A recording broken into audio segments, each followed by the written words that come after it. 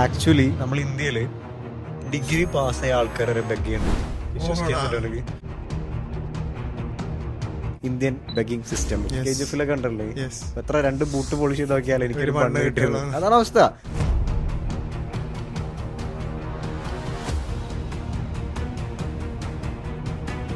ബെഗിങ്ങിന് വേണ്ടി റിക്രൂട്ട് ചെയ്യാൻ വരെ ആൾക്കാരുണ്ട്.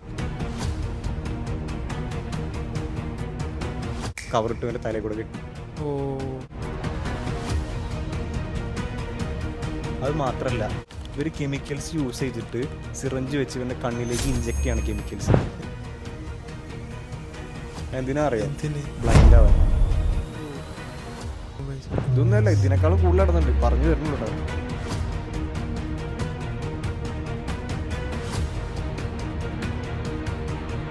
അന്ന പിഞ്ചു കുഞ്ഞിനെ റെന്റ് ചെയ്യണ പാരന്റ്സ് ഉണ്ട് ബെഗിങ്. ഇതെല്ലാം അതും ഇവരെ കയ്യിലേക്കല്ല പോവാ, ഇവരെ മാഫിയ ലീഡറിന്റെ കയ്യിലേക്ക് പോവാ. ഇന്ത്യയിലെ റിച്ചസ്റ്റ് ആയിട്ടുള്ള ബെഗർ മാസത്ര ഏൺ ചെയ്യുന്ന അറിയാം.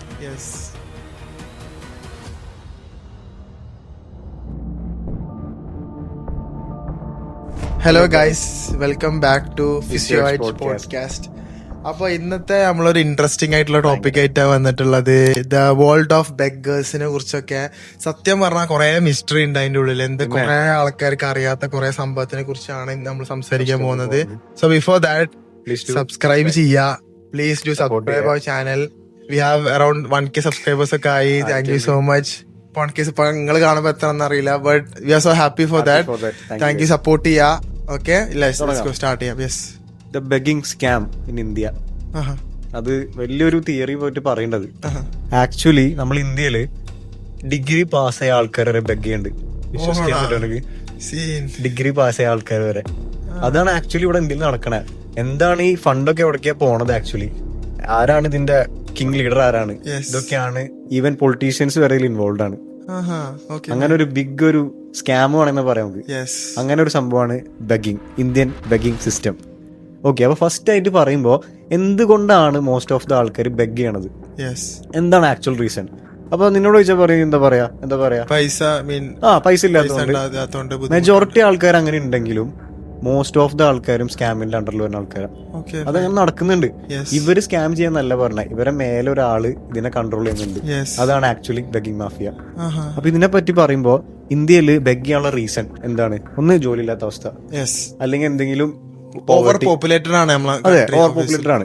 ഒന്നില്ലെങ്കിൽ പോവേർട്ടി, അല്ലെങ്കിൽ എന്തെങ്കിലും ഡിവോഴ്സ്ഡ് ആയ ആൾക്കാർ, അല്ലെങ്കിൽ വിധവായിട്ടുള്ള ആൾക്കാർ, അല്ലെങ്കിൽ അങ്ങനത്തെ ആൾക്കാർ. വേറൊരു ടൈപ്പ് ഓഫ് കാറ്റഗറി ഉണ്ട്, ഡ്രഗ് അടിക്കാൻ വേണ്ടിട്ട്. അങ്ങനത്തെ ആൾക്കാർ ഒരു ബെഗിങ്ങിന് ഇറങ്ങുന്നുണ്ട്. അതേപോലെ most of the job in India മിക്കതും ലോ പെയ്ഡാ.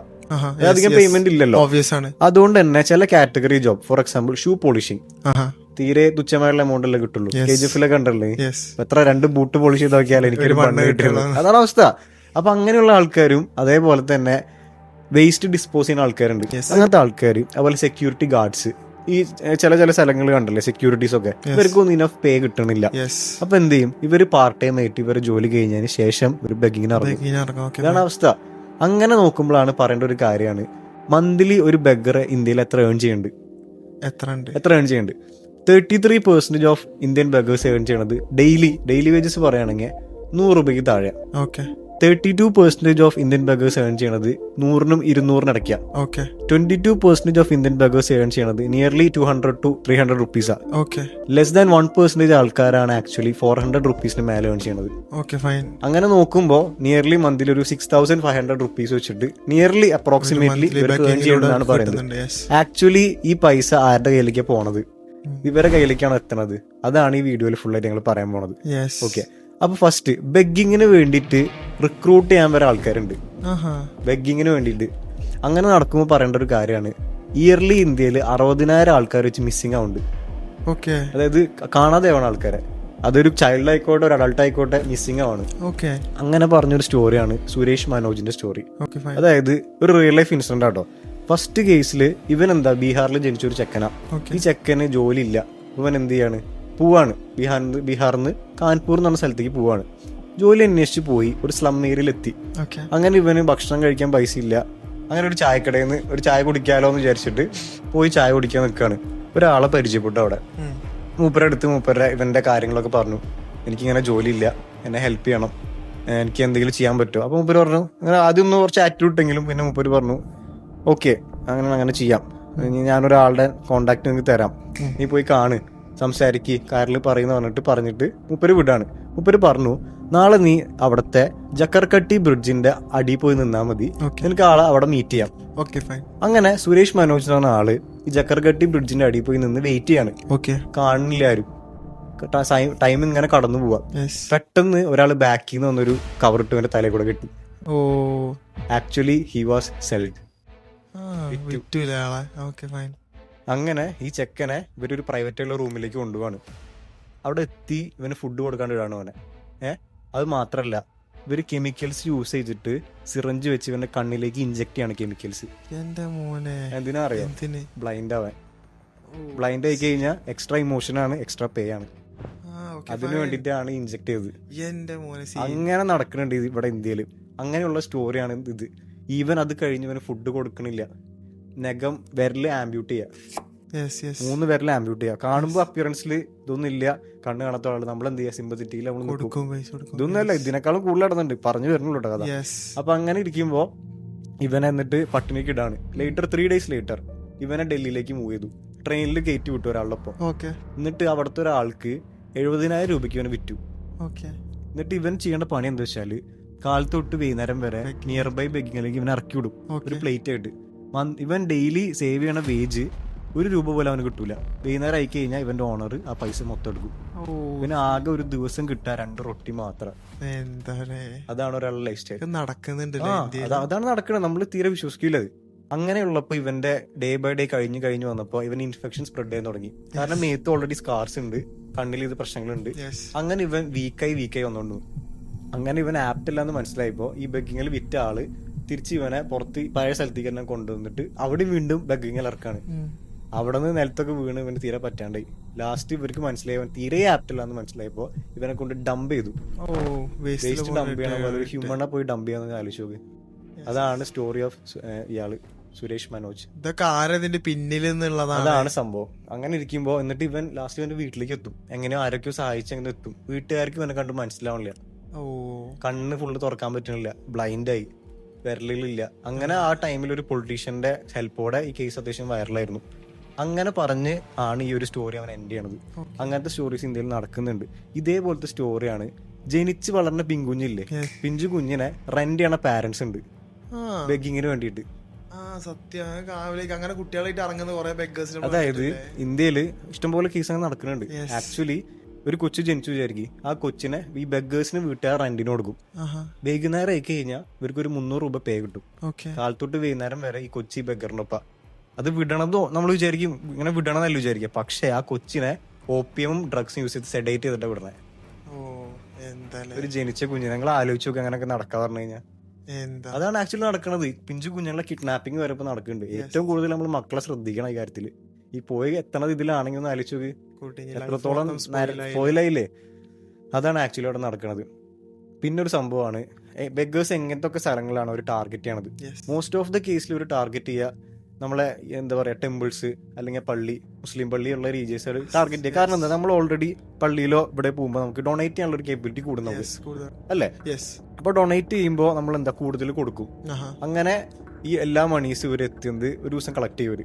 അങ്ങനെ ഇതെല്ലാതും ഇവരുടെ കയ്യിലേക്കല്ല പോവാ, ഇവരെ മാഫിയ ലീഡറിന്റെ കയ്യിലേക്ക് പോവാ. അതുകൊണ്ട് ഒരു ഏരിയ വൈസ് ഒരു സെലക്റ്റഡ് ആണ്. അങ്ങനെ ഇരിക്കുമ്പോഴാണ് വേറൊരു സ്റ്റോറി ഉണ്ടാവുന്നത്. ട്രാഫിക്കിൽ ഇതേപോലെ ഒരു കേസ് ഉണ്ടായി. പള്ളിയിൽ കണ്ട 2 ഒരു വുമൻസ് ബെഗേഴ്സ് അമ്പലത്തിൽ വേറെ ഡ്രസ് ഇട്ട് വന്ന് ബെഗ് ചെയ്യാൻ കണ്ട്. ഒരാൾ പറത്തിട്ടിട്ട് ഒരാൾ മറ്റേല് കണ്ട്. ഈ ബെഗിങ് ചെയ്യുന്ന ആൾക്കാരെ ഈ ഗവൺമെന്റ് എന്ത് ചെയ്തു, ഐസൊലേറ്റ് ചെയ്യാൻ തീരുമാനിച്ചു. ഐസൊലേറ്റ് ചെയ്യിപ്പിക്കാൻ നോക്കിയപ്പോ ആക്ച്വലി അവിടെ ഒരു ബ്ലോക്കിംഗ് വന്നു. അതായത് കൊച്ചു പിള്ളേരെ മാറ്റി നിർത്തി അവർക്ക് വിദ്യാഭ്യാസം സംഭവം കൊടുത്ത് വലുതാക്കി എടുക്കാന്ന് വിചാരിച്ചു. ഗവൺമെന്റ് ഇൻവോൾവ് ചെയ്ത് ബ്ലോക്ക് ആക്കിയത്. ദാറ്റ് മീൻസ് പൊളിറ്റിക്സ് ഇൻവോൾവ് ആണ് ഇതില്. ഈ ഫണ്ട് പൊളിറ്റീഷ്യന് വരെ പോകുന്നുണ്ട്. അവരുടെ ഇൻകം കുറയല്ലേ. അതാണ് ആക്ച്വലി നടക്കുന്നത്. This is the Indian biggest scam എന്ന് പറഞ്ഞ വിഷയമാണ്. അതിൽ വേറൊരു ക്വസ്റ്റ്യൻ ആണ്, ഇന്ത്യയിലെ റിച്ചസ്റ്റ് ആയിട്ടുള്ള ബെഗർ മാസം എത്ര ഏൺ ചെയ്യണമെന്ന് അറിയോ? അങ്ങനെ ഒരാളുടെ സ്റ്റോറി ഉണ്ട്. ഭാരത് ജെയിൻ എന്ന് പറഞ്ഞ ആളുടെ സ്റ്റോറി ഉണ്ട്. Yes. ഈ ഒരു ബെഗർ ചെറുപ്പം തൊട്ട് ഇയാളുടെ ബെഗിങ് സ്റ്റാർട്ട് ചെയ്തു. യങ് ആയിട്ടുള്ള ഏജ് തൊട്ട് മൂപ്പര് ടാർഗറ്റ് ചെയ്ത സ്ഥലങ്ങൾ റെയിൽവേ സ്റ്റേഷൻ പോലത്തെ സ്ഥലങ്ങളാണ്, സ്പോർട്സ് അക്കാഡമി, ഫുട്ബോൾ അക്കാഡമി പോലത്തെ സ്ഥലങ്ങൾ. ഇയാൾ പറഞ്ഞത് ഡെയിലി മൂപ്പർക്ക് കിട്ടിയിരുന്നത് 2000 to 3000 രൂപയാണ് ഡെയിലിയോ? പേജ്. എന്നെ മോനെ. ആലോചിച്ച് നോക്ക്. സാധാരണ ആൾക്കാർ എന്ത് ചെയ്യുക, ഈ പൈസ ചെലവാക്കുക ചെയ്യുക. ഇയാള് ചെറുപ്പം തൊട്ട് ഈ മണി ഇൻവെസ്റ്റ് ചെയ്യാൻ തുടങ്ങി. Okay. ഇൻവെസ്റ്റ് ചെയ്ത് നിലവിൽ ഇപ്പൊ മൂപ്പർക്ക് എത്ര പ്രോപ്പർട്ടി ഉണ്ടെന്ന് അറിയോ? അതാ. മുംബൈയില് 2 CR വർത്ത് ചെയ്യണ 2 ബിൽഡിങ്സ് ഉണ്ട് എന്നെ മോനെ ബെഗറിന്. ബെഗറിന്. അതേപോലെ മുംബൈയിൽ ഇതേപോലെ 2 ഷോപ്സ് ഉണ്ട് മൂപ്പര്, കടമുറികളുണ്ട്. മന്ത്ലി 30K റെന്റ് കിട്ടുന്ന കടകളുണ്ട്. ഈവൻ മൂപ്പരെ കൂടുതലുള്ള ആൾക്കാർ മാറി താമസിക്കുകയാണ് വേറെ സ്ഥലത്ത് ഇപ്പോൾ. അതാണ് ആക്ച്വലി അവിടെ നടക്കുന്നത്, ഇന്ത്യൻ ബെഗിങ് സ്കാം. അത് നമുക്ക് വേറൊരു ക്വസ്റ്റ്യൻ ആണ്. ആക്ച്വലി നമുക്ക് എന്ത് ചെയ്യാം, ഇങ്ങനെ ബെഗേഴ്സിനെ കാണുമ്പോൾ എന്ത് ചെയ്യാം? നമ്മൾ ആദ്യം ചെയ്യേണ്ടത് അവരെ പ്രശ്നം എന്താണെന്ന് മനസ്സിലാക്കലാണ് വലിയ കാര്യം. ആൾക്കാർ എന്തുകൊണ്ട് ജോലിക്ക് പോണേ? പൈസ കിട്ടാന് അല്ല, പിന്നെ വിശപ്പുള്ളതുകൊണ്ട്. Yes. വിശപ്പുള്ളതുകൊണ്ടാണ് ആൾക്കാർ ജോലിക്ക് പോകുള്ളൂ. വിശപ്പില്ലേ പോവില്ലടാ, അതാണ് അവസ്ഥ. അപ്പൊ ഈ വിശപ്പുള്ള സംഭവം അവർക്ക് ഫുഡ് എന്തെങ്കിലും ഡൊണേറ്റ് ചെയ്യുക, പ്രൈമറി ഗോൾ അതാ കൊടുക്കുക. അല്ലെങ്കിൽ എന്തെങ്കിലും ക്ലോത്ത് ആണ് ആവശ്യം, ക്ലോത്ത് കൊടുക്കുക. ഇതാണ് ചെയ്യേണ്ടത്. എൻഡ് ഓഫ് ദ ഡേ ഇത് ഇവരുടെ കയ്യിലേക്കല്ല എത്താം, അത് വേറെ ആളുടെ കയ്യിലേക്ക് എത്താൻ പോണത്. ആക്ച്വലി ഇങ്ങനെ നടക്കുന്നുണ്ടോ ചോദിച്ചാൽ നടക്കുന്നുണ്ട്. എല്ലാവരും ഇങ്ങനെ അല്ലാന്നാണ് ഞാൻ പറയുന്നത്. പക്ഷെ സംഭവങ്ങൾ നടക്കുന്നുണ്ട് എന്നുള്ളതാണ് ഇതിന്റെ ഏറ്റവും വലിയ സത്യാവസ്ഥ എന്ന് പറയുന്നത്. That's all about it. അതാണ് ഇന്നത്തെ എപ്പിസോഡിൽ കുറെ ആൾക്കാർ ഞെട്ടിട്ടുണ്ടാവും ഇപ്പൊ ഈ സ്റ്റോറി കേൾക്കുമ്പോ. ഭയങ്കര കുറെ പ്രശ്നങ്ങൾ ഇന്ത്യയിൽ നടക്കുന്നുണ്ട് എന്ന് അറിയുമ്പോ നിങ്ങളെ ഒരു ജസ്റ്റ് എന്താണ് നിങ്ങളെ അഭിപ്രായങ്ങളൊക്കെ ജസ്റ്റ് അറിയിക്കുക. ഇങ്ങനത്തെ സ്റ്റോറീസ് ഒക്കെ ഇഷ്ടപ്പെടുകയാണെങ്കിൽ സബ്സ്ക്രൈബ് ചെയ്യുക. അതേപോലെ തന്നെ ഈ വീഡിയോ എന്റെ ചോദിക്കാനുള്ള ഒരു കാര്യം എന്താ വെച്ചാല്, what is the best advice you are ever heard or ever received? There's a famous saying of Zig Ziglar. It goes like, you don't have to be great to start, but you have to start to be great.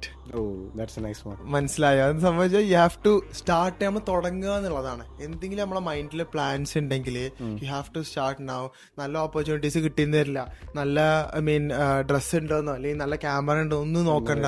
നല്ല business idea ഉണ്ടെങ്കിൽ you have to start it now and പതിയെ എല്ലാം തുറന്നു വരും. That's what I want to talk about ഈ കോട്ടിനെ കുറിച്ച്. Hope you guys understand it.